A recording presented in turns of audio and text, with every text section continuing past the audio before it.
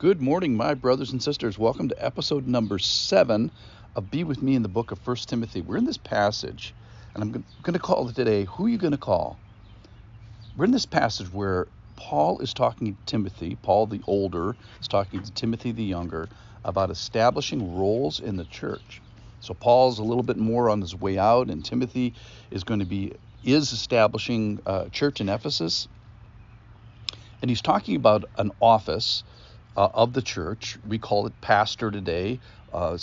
Synonyms are elder or overseer. That's the one that we're going to talk about here today. That's episcope in the Greek, or sometimes it's translated as bishop. It means shepherd or pastor. It has a teaching component, but the important concept about that is that it's one office that we're talking about. When we finish with this one, there's another one that he's going to talk about, a second office of the church, which is deacon. And the main point that distinguishes an elder, leader, pastor person from a deacon is teaching. All right, so there's all these qualifications. Listen in here to the qualifications for overseers, or same thing, pastors, shepherds, teachers. Here we go. This is from 1 Timothy chapter 3, verse 1. The saying is trustworthy. If anyone aspires to the office of overseer, he desires a noble task. Therefore, an overseer must be above reproach, the husband of one wife, sober-minded, self-controlled, respectable, hospitable, able to teach, not a drunkard, not violent but gentle, not quarrelsome, not a lover of money. He must manage his own household well, with all dignity, keeping his children submissive. For if someone does not know how to manage his own household, how will he care for God's church? He must not be a recent convert, or he may be puffed up with conceit and fall into the condemnation of the devil. Moreover, he must be well thought of by outsiders, so that he may not fall into disgrace, into the snare of the devil. All right, so the first thing that's talked about is desire. So you want a person who wants the job. So there's this aspiration. It means to reach out for it. You want people who are desirous. So you want people that are called and qualified, but also desirous of it. Why? Well, it's a job of some difficulty and hardship and pain and certainly high standards. And it's going to be helpful to have a person that wants to do the job. So the target is for this pastoral office. It's a beautiful thing, and when it is done well, it is worthy of a lifetime. Now, as you see here, there's many disqualifiers. There's 15 things listed here today.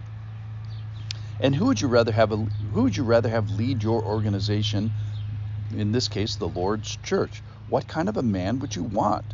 And I think the heart of God is displayed in this whole list.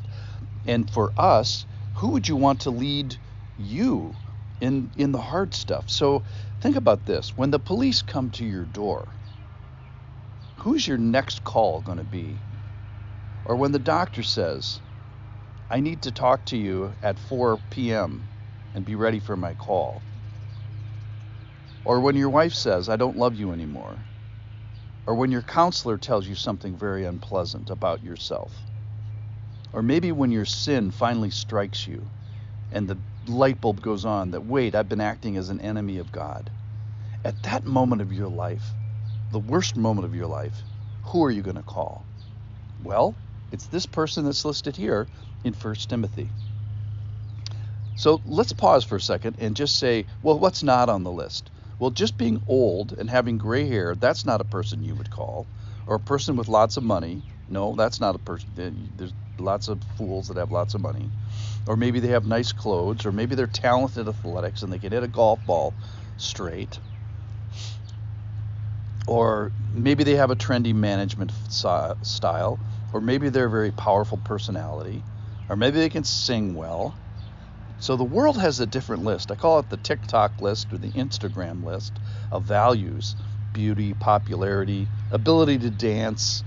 The other thing that this passage says is this person must be.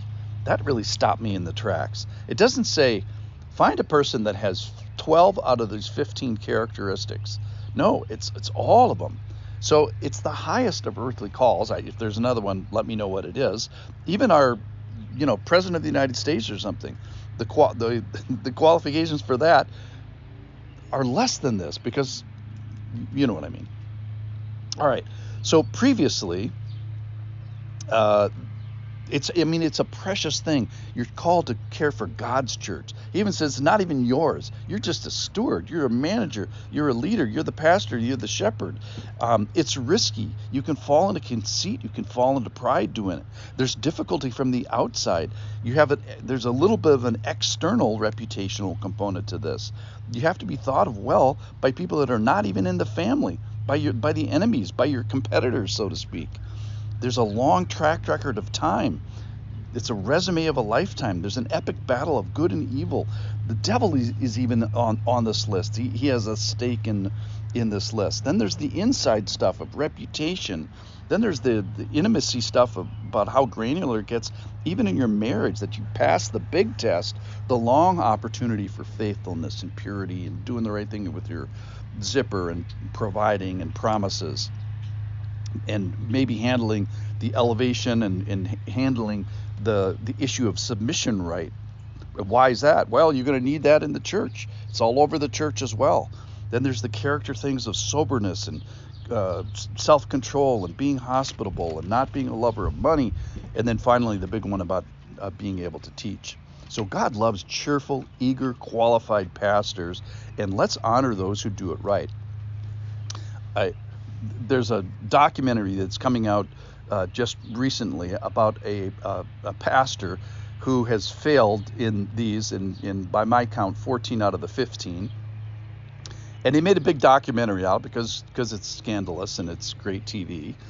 But my question is, hey, where is the documentary of the pastor, overseer, leader, elder that we're talking about, who's doing it right? The guy maybe in your church or the church that you're looking for that's doing all these things correctly.